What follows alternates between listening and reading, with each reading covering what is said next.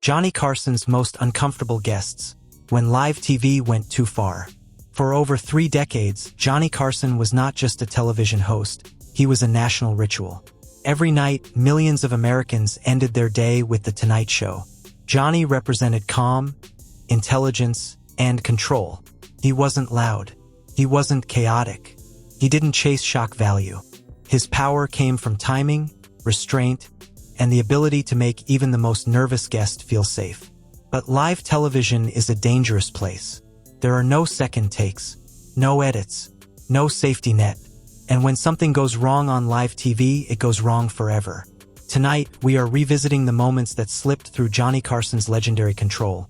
The guests who pushed boundaries, ignored signals, crossed invisible lines, and created some of the most uncomfortable moments in television history. These weren't playful bloopers. These were moments where tension replaced laughter, where producers panicked, and where Johnny Carson himself had to quietly regain control in front of millions.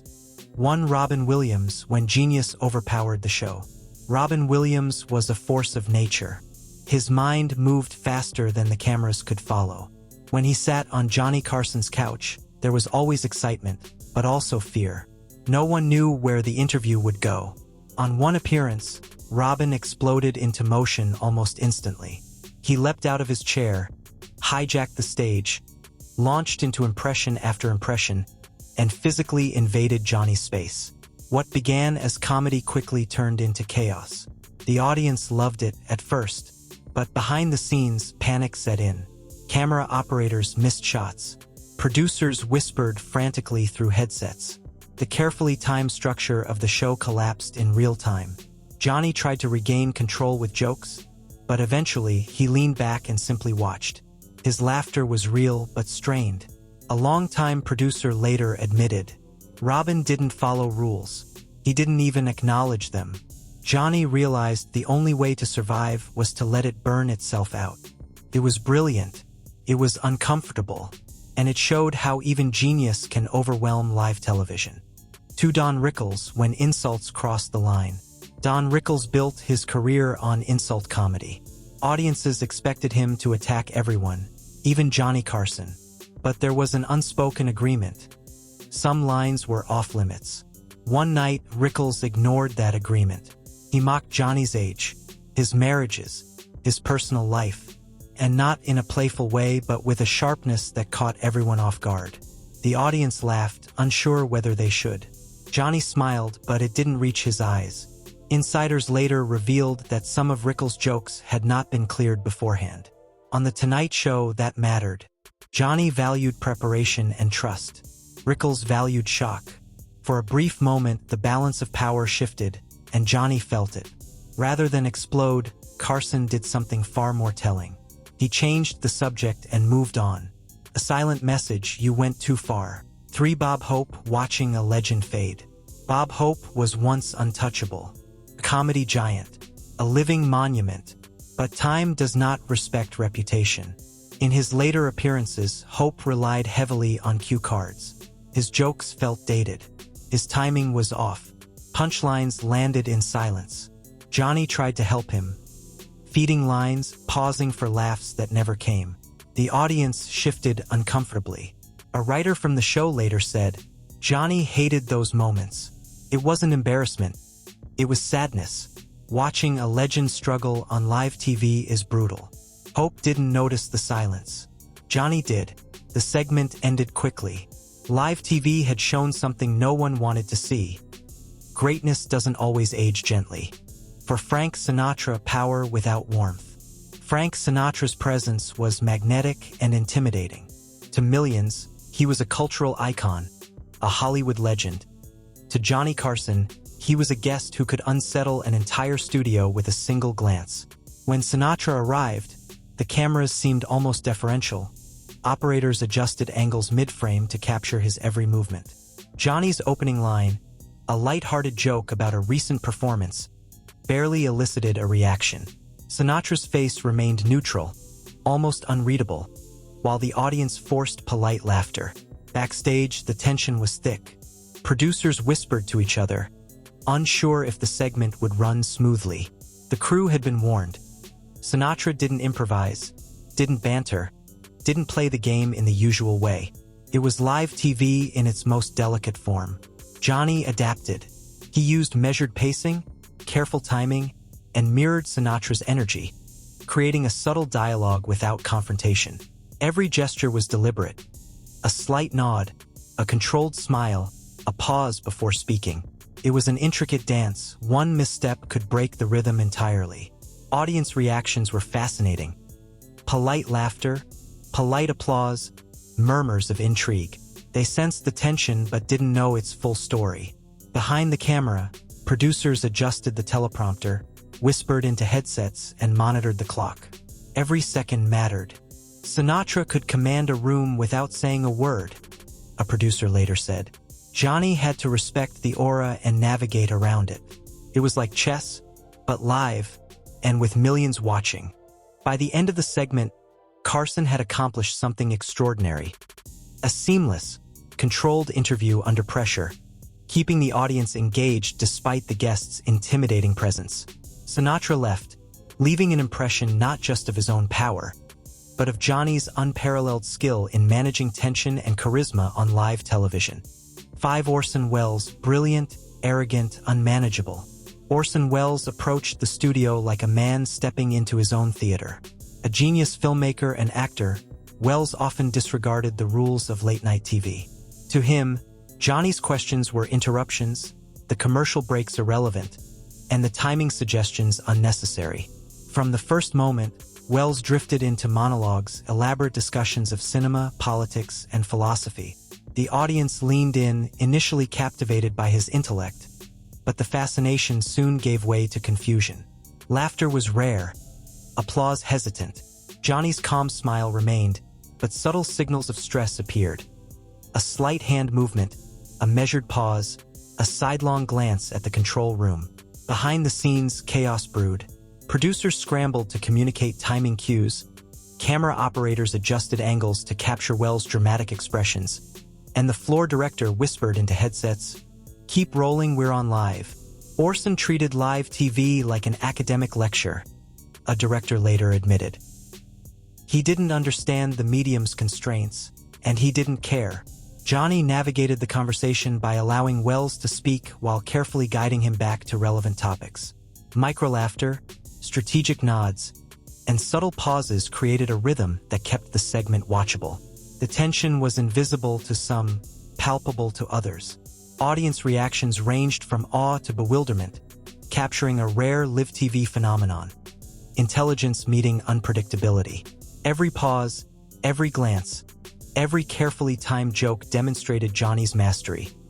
The ability to survive, even thrive, amidst chaos. By the segment's end, viewers had witnessed more than an interview. They had seen live television tested against genius, and Carson emerged not only unscathed but triumphant. 6. Joan Rivers, when friendship turned cold. Joan Rivers wasn't just another guest. She was Johnny Carson's protege, a comedian he had nurtured from the early days. He gave her guidance, stage time, and mentorship, helping shape a unique comedic voice. Early appearances were playful, warm, and full of mutual respect. They were a master and student, sharing insider jokes, laughter, and camaraderie that resonated both on stage and off. By the later appearances, however, the dynamic had changed. Rivers' humor sharpened, cutting beneath the surface. Remarks that once felt playful now carried subtle edge, almost personal. Johnny smiled politely, maintaining his composure, but a slight tension hovered. A pause longer than usual, a careful microgesture, a subtle tightening of lips. The audience sensed it immediately. Nervous laughter replaced easy chuckles. Applause was polite but restrained. Backstage, producers whispered to one another, adjusting camera angles, signaling cues, and watching Johnny's subtle cues closely. A staffer later reflected, "You could feel history unfolding live." A teacher and student, once inseparable, now navigating an uncomfortable reality in front of millions. Johnny's genius was in redirection and pacing. He subtly guided the conversation, shifted topics at the right moment, and allowed Rivers to shine without letting tension spiral. Each joke, each pause, each eyebrow raise was strategic. The segment became as much about human dynamics as about comedy. Audience members later recalled the awkward fascination. They weren't just watching jokes. They were witnessing an evolving relationship. Carson's calm professionalism contrasted Rivers' sharpness, highlighting the complex interplay of mentorship, ambition, and personal growth. Mini-analysis. Rivers' segment shows that late-night television can capture interpersonal drama in real time. Carson's mastery wasn't just timing. It was emotional intelligence under pressure. 7. Tiny Tim, when eccentric became unsettling. Tiny Tim was a different kind of challenge entirely. His falsetto voice, peculiar mannerisms, and cryptic statements made audiences uneasy. It was not just comedy. It was unpredictability incarnate. On the couch, Tiny Tim often drifted, leaving questions unanswered or answers incomplete. Carson maintained politeness, using carefully framed prompts and subtle guidance to prevent the interview from derailing. Audience laughter wavered, polite, hesitant, and sometimes nervous, reflecting the uncertainty in the room. Backstage, producers watched with bated breath. Camera operators adjusted angles mid-segment to capture the unpredictable behavior, while the directors signaled timing cues, unsure whether the moment would be a comedic triumph or an awkward disaster. Tiny Tim was like juggling knives live on air, a floor manager recalled. You never knew if the next movement would be funny or chaotic. Johnny's skill was in anchoring the chaos. Micro-smiles, raised eyebrows, subtle nods, and carefully timed pauses guided the audience through uncertainty. Tiny Tim's eccentricity became a mirror of live TV itself. Unpredictable, fascinating, and slightly uncomfortable. The segment is remembered not for laughter alone, but for the skill required to navigate eccentricity in real time. Johnny didn't try to control Tiny Tim, he controlled himself, and through that, he controlled the show. Mini-analysis. Tiny Tim illustrates unpredictability on live television. A host's ability to adapt, pivot, and maintain composure is as critical as the guest's performance. 8. Madonna, sexual shock on live TV. Madonna arrived with a clear goal: to challenge the norms of late-night television. In the 1980s, sexual topics were often taboo, and Madonna pushed boundaries intentionally, creating tension and fascination in equal measure. Johnny approached with his signature professionalism. He laughed subtly, redirected conversation, and maintained pacing while allowing Madonna's provocative statements to unfold. The audience reacted in a mix of gasps, laughter, and whispered astonishment. Cameras captured every nuance. Her expressions, his micro-reactions, and the crowd's shifting energy. Backstage, producers noted the delicate balance. How much could be allowed without breaking standards or alienating viewers? Johnny's strategy was clear: guide without controlling, engage without escalating, and survive live television's tightrope. Madonna wanted reaction. Johnny gave it, but he kept the show intact, a producer later said. The segment became a study in controlled confrontation. Madonna provoked, Carson navigated. Laughter, tension, and astonishment combined to create a compelling moment in TV history. The skill lay not in confrontation itself, but in preserving the show's integrity while letting the guest dominate momentarily. Mini-analysis. Madonna's appearance demonstrates live TV's boundaries and the host's responsibility. Carson's mastery is seen in his ability to maintain control under provocative pressure. Johnny Carson's genius lay in timing, empathy, and restraint.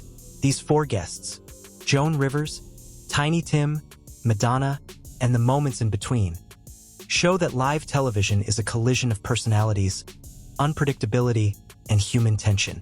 Every gesture, pause, glance, and reaction mattered. Audience energy, camera adjustments, producer whispers, all contributed to the environment. Johnny managed it all, maintaining humor and flow while confronting chaos, eccentricity, and provocation. Live TV didn't just entertain. It revealed vulnerability, unpredictability, and raw emotion. Johnny Carson's subtle micro-reactions, careful pacing, and professional poise allowed him to turn potential disasters into legendary television moments. Next time you watch The Tonight Show, don't just watch the jokes. Observe the silences, glances, and pauses. Behind the laughter was a master of live television. Johnny Carson, managing chaos with grace, invisibly and brilliantly. Live television is a test of human skill, patience, and intuition. These four guests prove that even the calmest, most professional host can be pushed to their limits. Carson's genius wasn't avoiding chaos. It was navigating it perfectly.